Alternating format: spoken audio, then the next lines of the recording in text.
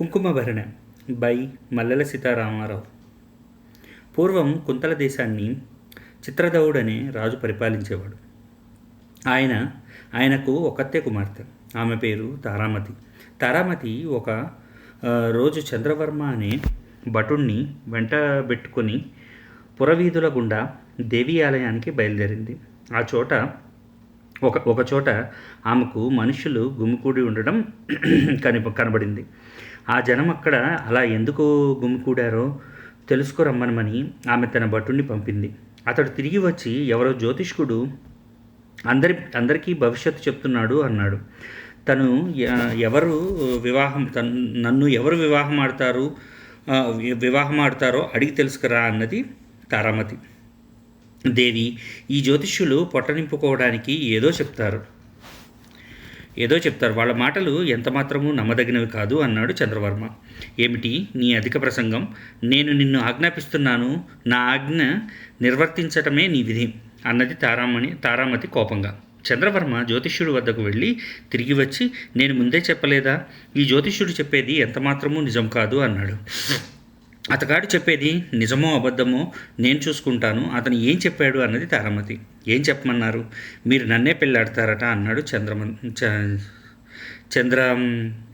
చంద్రవర్మ.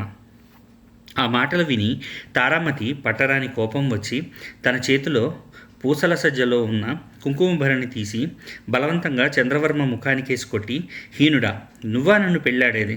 తక్షణం ఈ దేశం విడిచి వెళ్ళిపో అని ముందుకు సాగిపోయింది. చంద్రవర్మ నుదుట గాయమైంది, రక్తం కారుతోంది. అతను తలపాగాతో రక్తం తుడుచుకొని కింద పడి ఉన్న కుంకుమభరణి తీసుకొని తిన్నగా దేశం విడిచి వెళ్ళిపోయాడు. కుంతల రాజ్యాన్ని విడిచి చంద్రవర్మ అనేక రాజ్యాలు దాటి కొంతకాలానికి మాళవ రాజ్యం చేరాడు. అతను అక్కడికి చేరే సమయానికి మాళవ దేశపు రాజు చనిపోయి ఉన్నాడు. కొత్త రాజును ఏర్పాటు చేసుకోవాలంటే పట్టపు ఏనుగు తొండానికి పూలమాల ఇచ్చి దాన్ని ఏనుగు ఎవరి మెళ్ళో వేస్తే వారిని రాజుగా అభిషేకించటం ఆ దేశపు ఆచారం. చంద్రవర్మ మాళవ రాజధానికి చేరుకున్న నాడే ఏనుగు ఊరేగింపు జరుగుతున్నది. అందరితో పాటు చంద్రవర్మ కూడా ఊరేగింపు చూస్తున్నాడు. ఏనుగు అతను నిలబడి ఉన్న వైపు వచ్చి అతని మెడలో దండ వేసింది. పౌరులు అతన్ని తీసుకొని పోయి రాజుగా అభిషేకించారు. చంద్రవర్మ తన పేరును చంద్రసేనుడిగా మార్చుకున్నాడు. రాజోచిత విద్యలన్నీ నేర్చుకున్నాడు. మంత్రులు అతన్ని పెళ్లి చేసుకోమన్నారు. అనేక దేశాల నుంచి రాజకుమార్తెల పట్టాలు వచ్చాయి. వాటిలో తారామతి పట్టం కూడా ఉన్నది. అతను గతం గుర్తుకు వచ్చి తారామతిని పెళ్లాడతానన్నాడు.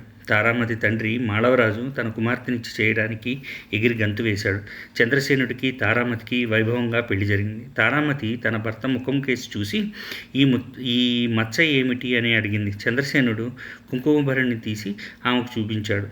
నా పట్టపురాణి దీనితో కొట్టిన దెబ్బ తాలూకా మచ్చ అని అన్నాడు. నైస్, బాగుంది కదా.